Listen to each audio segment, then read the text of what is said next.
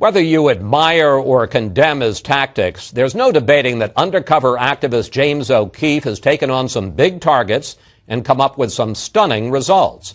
Once again, he's our Power Player of the Week. We thought it'd be a funny YouTube video, and we'd get them to say something silly like, "Oh, you guys, it's cute," but we never in our wildest dreams did we ever imagine this. That was James O'Keefe in 2009, marveling at the impact of his undercover Acorn videos that pushed Congress to cut off federal funding.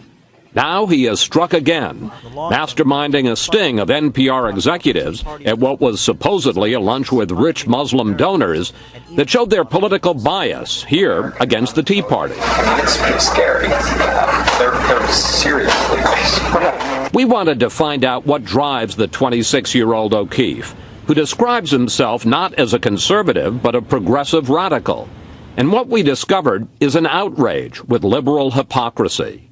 If you use their rules against them, you can really just tease them and mock them and really destroy them. As a student at Rutgers, he says he became fed up with political correctness, especially about race.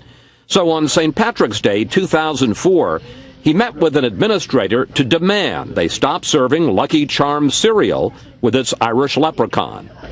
As you can see, we're not all short. I mean, we have our differences of height, and we think this is stereotypical of all Irish Americans. They said yes. And then I realized, okay, now I'm onto something. 4 years ago, he called Planned Parenthood offices to say he wanted to donate money to abort black babies so his child wouldn't be hurt by affirmative action.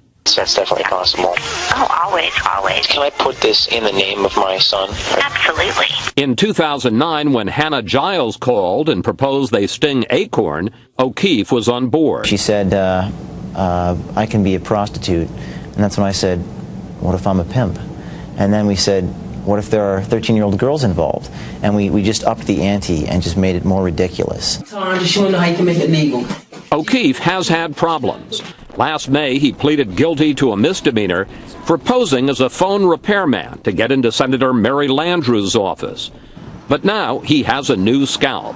The head of NPR was forced out in the latest scandal, and Congress may oblige what that executive said was his secret hope. It is very clear that we would be better off in the long run without federal funding.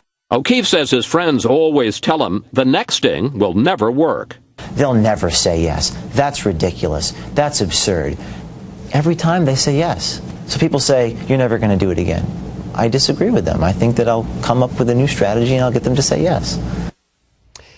O'Keefe has also engineered an undercover sting of a public television executive. And his group says it will release that tape this week. And that's it for today. Have a great week, and we'll see you next Fox News Sunday.